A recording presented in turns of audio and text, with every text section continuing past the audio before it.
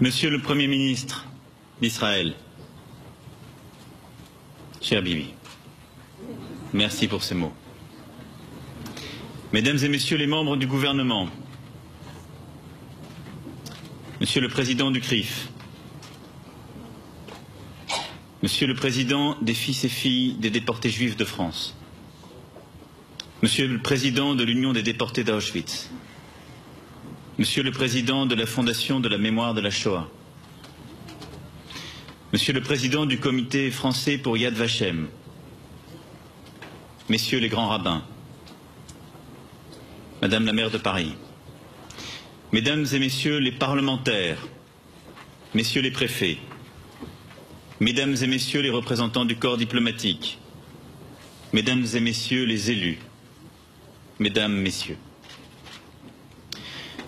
Si je suis ici parmi vous en ce jour sombre et solennel, c'est en effet pour que se perpétue le fil tendu en 1995 par Jacques Chirac, à qui je veux tout particulièrement rendre hommage aujourd'hui.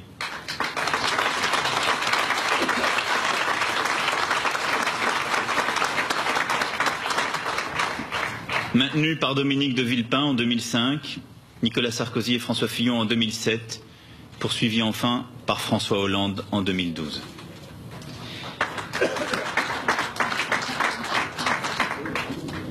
Récemment encore, ce que nous croyons établi par les autorités de la République, sans distinction partisane, avéré par tous les historiens, confirmé par la conscience nationale, s'est trouvé contesté par des responsables politiques français prêts à faire reculer la vérité.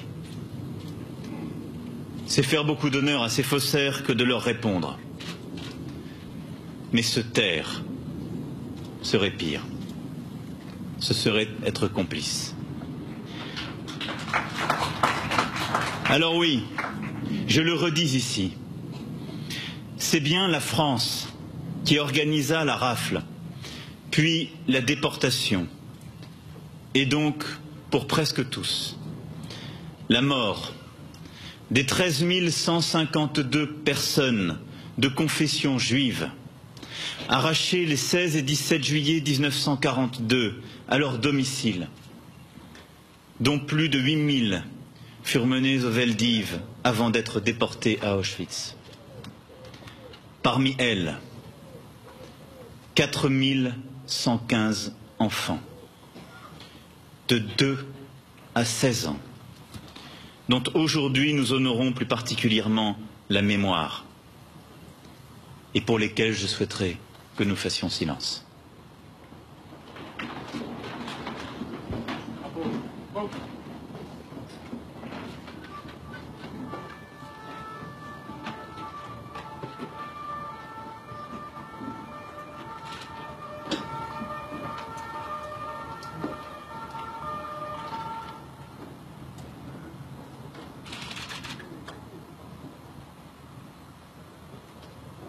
Merci.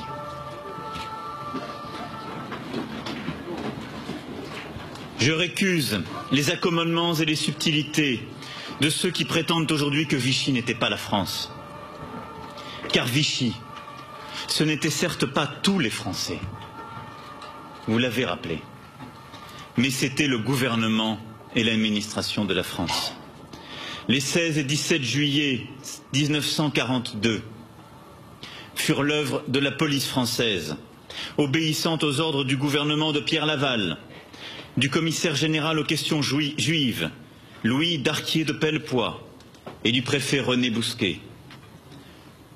Pas un seul Allemand n'y prêta la main. Je récuse aussi ceux qui font acte de relativisme en expliquant qu'exonérer la France de la rafle du Veldiv serait une bonne chose, et c'est ainsi s'inscrire dans les pas du général de Gaulle, de François Mitterrand, qui, sur ce sujet, restèrent mutiques. Mais parce qu'il est des vérités, dont l'état de la société, les traumatismes encore vifs des uns, le déni des autres, a pu brider l'expression. Les déchirures vives qui traversaient la société française ont pu faire primer l'apaisement et la réconciliation. Nos sociétés, ainsi, s'offrent de ces répits pendant lesquels le travail de la mémoire reste souterrain, pendant lesquels les peuples reprennent leur force et doivent se réconcilier peu à peu pour reconstruire, avant de trouver les mots de vérité qui les guériront vraiment, avant aussi de retrouver le courage collectif d'affronter les fautes et les crimes. C'est pourquoi nous n'avons pas à juger ici le parti choisi par ces deux chefs de l'État, tous deux acteurs de la Seconde Guerre mondiale et de ses complexités. Mais rappelons-nous aussi que c'est François Mitterrand qui institua cette journée du souvenir, et rappelons-nous surtout, durant toutes ces années, le combat souterrain de tant et tant pour que rien ne soit oublié. Et puis, le temps fait son œuvre. Les témoins et les survivants parlent, les archives s'ouvrent, les historiens travaillent, la société mûrit ses drames et ses deuils. Alors, la vérité se fait jour. Et elle est implacable, irrévocable. Elle s'impose à tous. La cacher ou l'amoindrir insulte notre mémoire collective. La France, en reconnaissant ses fautes, a ouvert la voie à leur réparation. C'est sa grandeur. C'est le signe d'une nation vivante qui sait regarder son passé en face. C'est là le courage d'un peuple qui ose son examen de conscience et tend la main à leurs victimes et leurs enfants. Tendre la main, retisser les liens, ce n'est pas s'humilier par je ne sais quelle repentance, c'est se grandir, c'est être fort. Je sais tous ceux qui diront que des journées comme aujourd'hui ou des propos comme ceux que je viens de prononcer, c'est encore rappeler les humiliations de notre pays. C'est une repentance indigne. Ça n'est rien de tout cela. C'est l'indispensable travail de mémoire et d'histoire. C'est la responsabilité qui est la nôtre, celle de réconcilier notre peuple jusqu'au bout, jusque dans ces pages d'ombre, pour que chacun y retrouve enfin sa place. Savoir où nous avons failli, qui a failli, c'est aussi regarder avec plus de fierté ceux qui ont dit non, ceux qui ont tendu la main à leurs frères en humilité et en humanité. Alors oui, aujourd'hui, nous songeons aussi à ceux qui, en 1942, étaient déjà engagés dans la résistance intérieure ou extérieure et payés de leur vie, leur combat clandestin. Ils furent cette moisson de héros qui sauva la France et son honneur. Nous songeons aussi à tous ces Français qui offrirent aux Juifs pour chasser un refuge hospitalier, une cachette sûre, et permirent aux 3/4 des Juifs de France de ne pas connaître le sort tragique des raflés du 16 juillet. Nous songeons à tous ces justes avec fierté, cette fierté qui est devenue, depuis, le ferment de notre fierté nationale.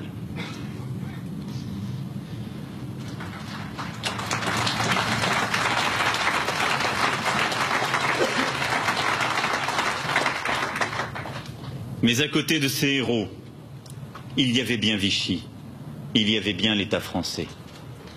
Car la France et l'État français ne se substitua pas en une nuit à la France de la Troisième République. Ministres, fonctionnaires, agents, responsables économiques, cadres, professeurs, la Troisième République fournit à l'État du maréchal Pétain la plus grande partie de son personnel. Chacun alors entama son chemin vers l'obéissance active ou passive, ou vers la résistance. Le fait est là. Vichy put compter sur les ressources vives du pays pour mener sa politique de collaboration. Cette pensée que Vichy fut une parenthèse en 1940, ouverte et refermée en 1945, réconforte la haute idée que certains voudraient faire de la France. Et il est si commode de voir en Vichy une monstruosité née de rien et retournée à rien. De croire que ces agents sortis de nulle part reçurent à la Libération le juste châtiment qui les élimina de la communauté nationale. C'est commode, oui. Mais c'est faux.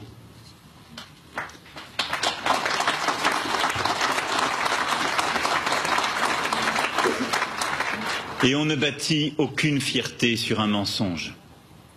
Et je vais vous dire pourquoi il importe de ne pas nourrir cette idée. Je vais vous dire pourquoi il faut toujours que nous ayons à l'esprit que l'État français de Pétain et Laval ne fut pas une aberration imprévisible, née de circonstances exceptionnelles. C'est parce que Vichy, dans sa doctrine, fut le moment où purent enfin se donner libre cours ces vices qui déjà entachaient la Troisième République, le racisme et l'antisémitisme. Je voudrais en ce jour que ces deux mots, que l'on galvaude parfois, résonnent de tout leur métal. Je voudrais qu'on entende bien le poids d'abomination et de malheur qu'ils portent. Car ces enfants, dont nous avons vu il y a quelques instants le prénom, le nom, l'âge, inscrits sur le mur du square des enfants du Veldiv, ne furent victimes de rien d'autre que du racisme et de l'antisémitisme.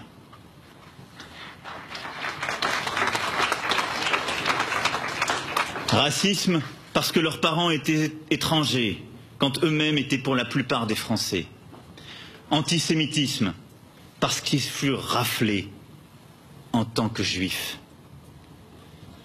Le supplice de ces enfants, dont Serge Klarsfeld, que je veux ici à nouveau solennellement remercier.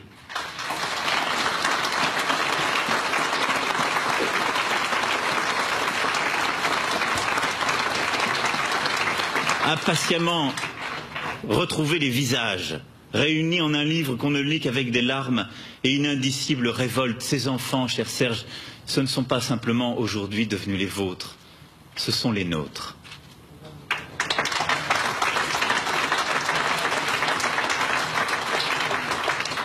Le supplice de ces enfants, depuis l'arrachement à leur foyer, depuis leur arrivée dans cette immense étuve du Veldiv, où pendant plusieurs jours, ils n'eurent rien en partage que la détresse, sans nourriture, sans eau, jusqu'à ce que le capitaine des pompiers Pierret, plus tard reconnu juste parmi les nations, exige qu'on leur en donne.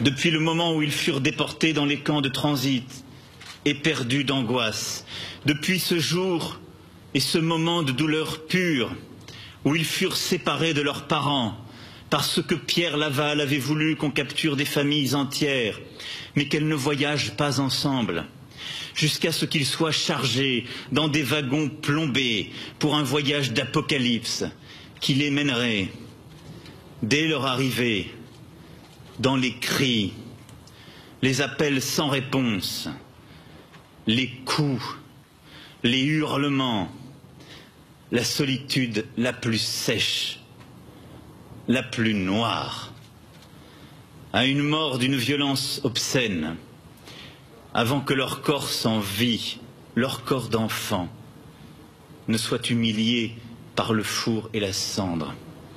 Ce supplice, leur supplice, qui défie l'entendement, qui défie les mots, a commencé ici, le 16 juillet 1942 au matin.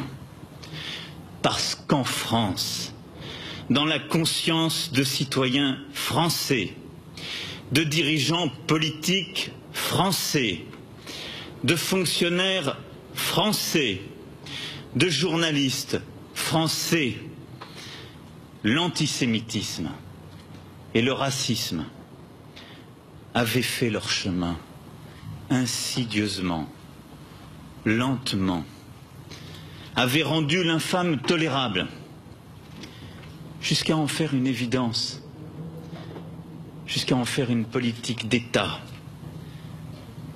la politique collaborationniste.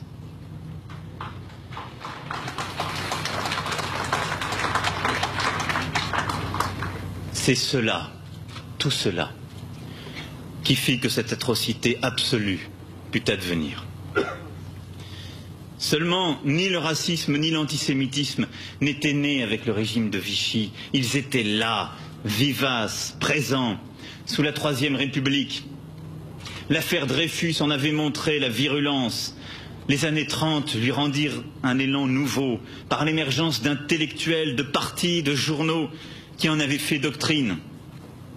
C'est la France de « Je suis partout », de Bagatelle pour un massacre. C'est la France où Louis d'Arquier de Pellepoix, déjà lui, peut, sans être inquiété une seconde, proclamer en 1937 « Nous devons résoudre de toute urgence le problème juif, soit par l'expulsion, soit par le massacre ». C'est la France où l'antisémitisme métastasé dans l'élite et dans la société, préparant insidieusement les esprits au pire. Parce que oui, mes amis, la barbarie n'avance pas à visage découvert.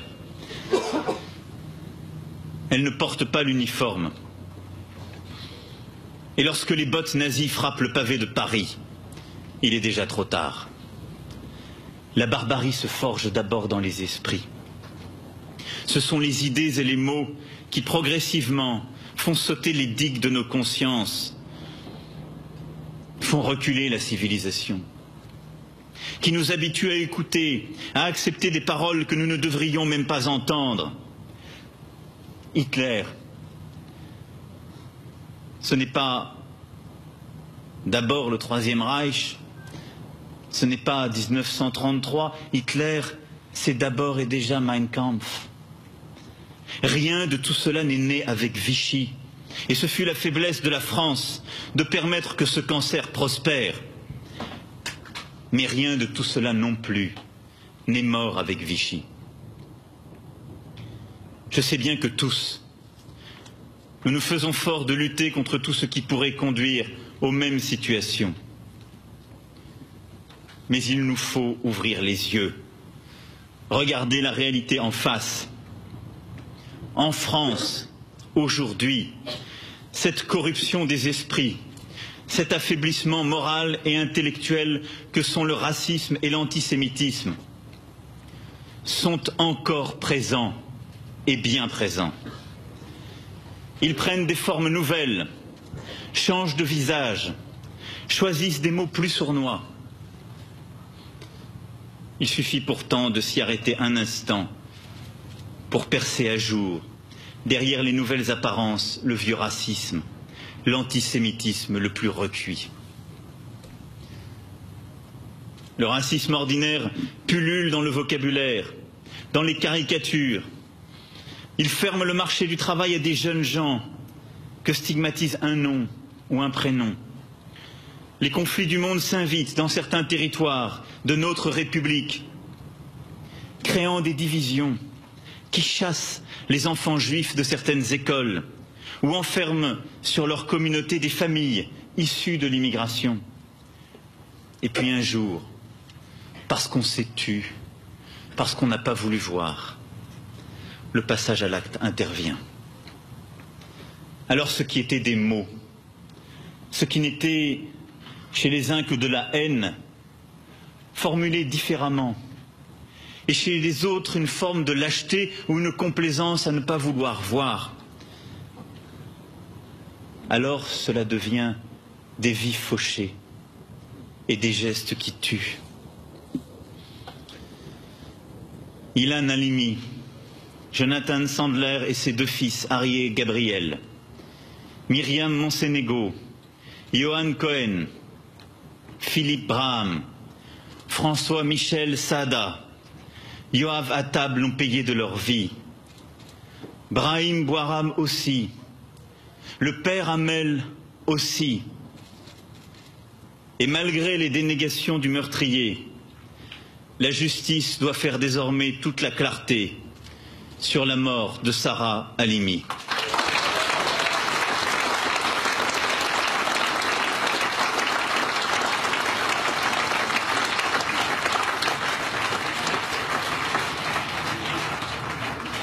Chaque synagogue, chaque mosquée, chaque église, chaque temple, chaque cimetière profané ou vandalisé doit nous alerter.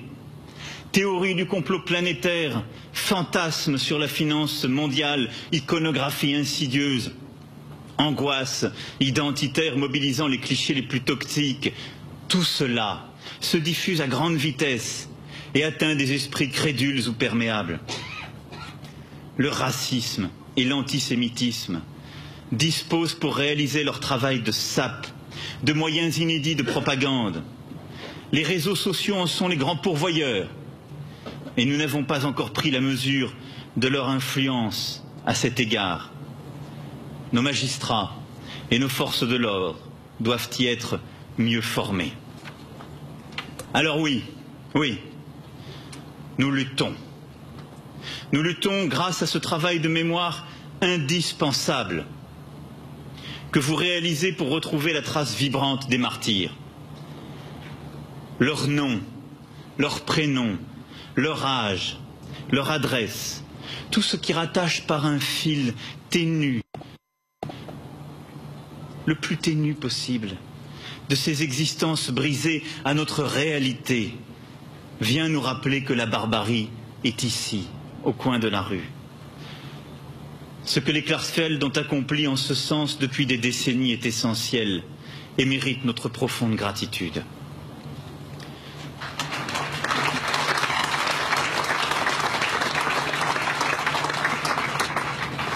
Nous luttons en ne permettant pas que les propos abjects qui avilissent les esprits restent impunis. Nous luttons pour que les propos des bourreaux ne l'emportent pas. En 1978, l'Express retrouva Louis Darquier de Pellepoix, toujours le même, exilé en Espagne. Celui-ci, comme possédé encore par le démon antisémite, n'affichait aucun regret de son action zélée pour la déportation. Il assura même qu'à Auschwitz, on n'avait gazé que des poux. Alors il trouva face à lui, à un moment où on se taisait encore beaucoup, s'élevant du quasi-silence qu'elle avait observé jusque-là sur ce sujet, la voix intransigeante et souveraine de Simone Veil.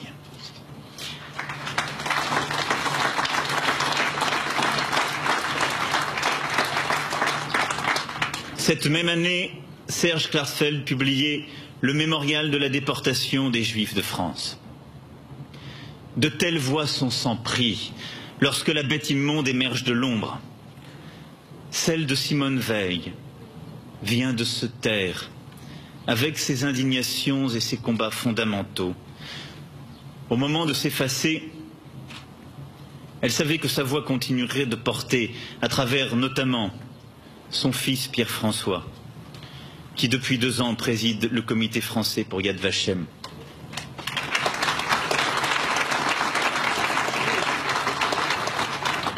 Mais on se trompe à dire cela. Ces voix ne s'éteignent pas. Elles ne s'éteignent jamais parce que nous avons décidé qu'elles ne s'éteindront pas.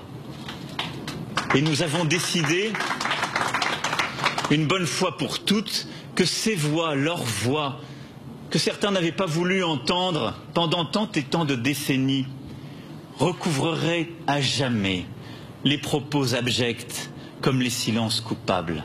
Leurs voix ne s'éteindront jamais.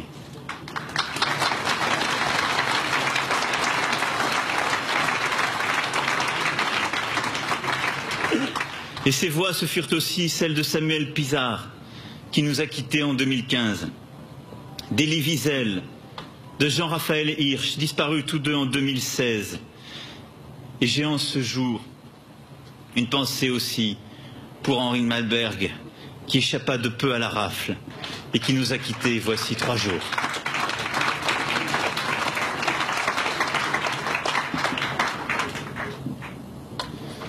Dans le monde tel qu'il va, où les guerres de religion renaissent, où les conflits ethniques ressurgissent, où l'intolérance, le communautarisme se donnent la main, tout doit être fait pour que l'humanité ne consente pas à s'avilir.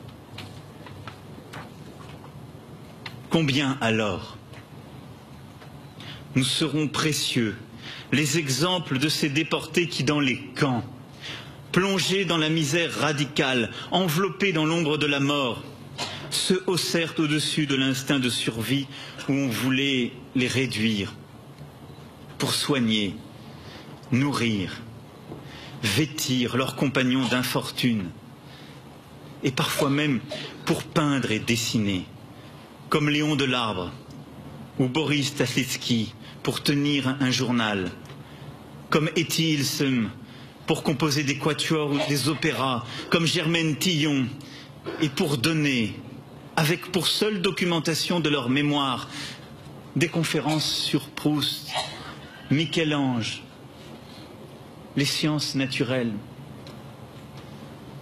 Certains disaient que c'était un simulacre pour se tenir encore en vie. Mais ça n'était rien de cela. C'était avoir compris que ce qui leur était nié n'était pas simplement la vie, peu, à petit feu. C'était leur humanité. C'était notre humanité.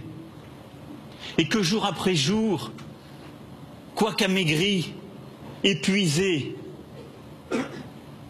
défendre notre civilisation, notre histoire, nos peintres, une langue ou une philosophie, c'était refuser de céder le moindre centimètre de cette civilisation, parce que ce qui était en cause, ça n'était pas survivre, c'était vivre pleinement, totalement, c'était défendre là, dans chacun de ces endroits, cette humanité dont chacune et chacun de ces hommes étaient à ce moment-là les véritables dépositaires. Et cela, nous ne l'oublierons jamais.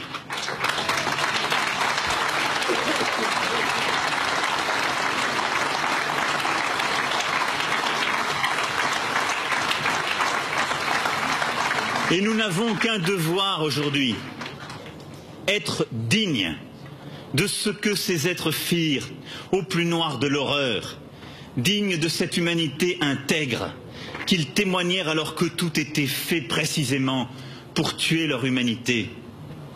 Nous devons chaque jour, chaque minute, être dignes, comme le sont les survivants de la Shoah, dont l'exemple nous apporte tant. Parce que notre République, c'est justement ce projet d'une humanité constamment réinventée, en quête du meilleur d'elle-même, par la solidarité, par la culture, par l'éducation. Chasser les ombres du racisme et de l'antisémitisme, c'est ne jamais céder sur cela, c'est ne jamais se satisfaire d'une république gestionnaire, c'est ne jamais faire croire que accepter certains propos, ce serait bon pour l'unité du pays, ce serait accepter de ne pas rouvrir des plaies, ne céder aucun pouce de cette humanité, ne céder rien parce qu'à chaque fois, c'est notre humanité à tous qui est remise en cause. Car chaque nation court le risque de devenir somnambule et d'accepter l'inacceptable par habitude, par lassitude. C'est ne jamais admettre que les contraintes économiques puissent conduire au renoncement, d'où naissent les pires dérives. C'est ne jamais céder sur l'école, c'est ne jamais céder sur la transmission, c'est ne jamais céder sur la culture, c'est ne jamais céder sur le combat contre l'obscurantisme et l'ignorance. Nous devons, sans relâche, soutenir sur le terrain ceux qui se mobilisent. C'est ne jamais céder non plus sur ce qui nous unit. Tous ces projets à hauteur d'humanité que nous offre notre temps, faire vivre la démocratie, secourir les indigents, saisir cette ambition planétaire qu'est la lutte contre le réchauffement climatique, accueillir du mieux possible les réfugiés que la guerre jette sur les routes, parce que toutes ces causes, toutes nous grandissent.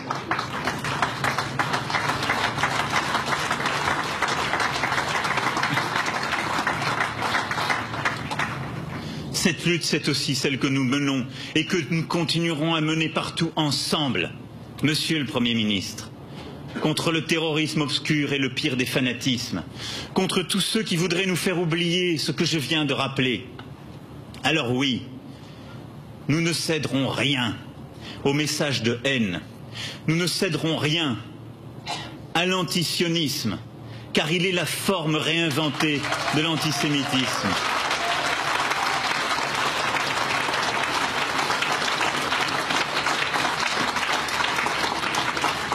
Et nous ne céderons rien à toutes celles et ceux qui, sur tous les continents, cherchent à nous faire renoncer à la liberté, cherchent à recréer les divisions, cherchent à nous faire renoncer à cette humanité, notre démocratie, notre République. Ne perdons pas de vue, mes amis, la vocation même de notre pays, celle qui unit tous ses citoyens, qui donne à chacun une place, une dignité, une signification. Car c'est ce que nous pouvons opposer de mieux aux puissants dissolvants que sont la haine raciste et antisémitiste. C'est de l'absence d'espoir, du sentiment d'inutilité et de déclassement que naissent les peurs et les haines qui nous opposent les uns aux autres. Ce sont toutes ces haines qui se fondent sur ce que l'on est, sur d'où l'on vient, sur ce que l'on croit, que nous devons combattre. Ne nous laissons pas non plus convaincre par les prophètes de malheur qui passent leur temps à nous dire que l'horizon est sombre, que l'espoir est vain, que la France n'en a plus pour longtemps, que peut-être elle a déjà disparu, qu'elle s'habitue à ces violences et ces divisions, et qui désignent des boucs émissaires. Car ils sont aussi, dans ces mots, dans ces idées, les ferments du désespoir et de la discorde. La République se tient debout parce qu'elle sait protéger tous ses enfants. La République se tient debout parce qu'elle sait regarder tout son passé. La République se tient debout parce qu'elle ne renonce et ne renoncera à rien de ce qu'elle est et de toutes ses valeurs.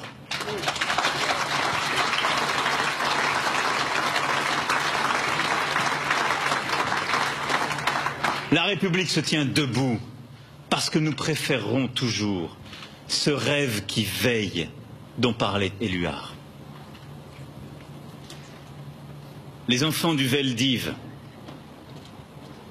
auraient aimé aller à l'école de la République, obtenir un diplôme, un métier, fonder une famille, lire, aller au spectacle.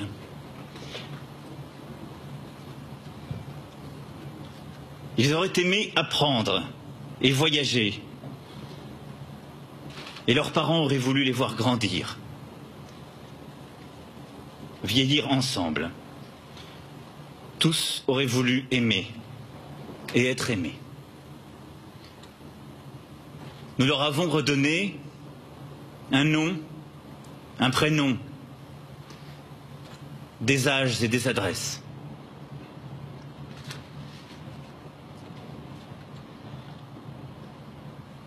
À ces enfants, je veux dire que la France ne les oublie pas. Je veux dire qu'elle les aime. Je veux dire qu'elle fera tout pour que leur supplice nous exhorte sans cesse à ne céder ni à la haine, ni à la rancœur, ni au désespoir.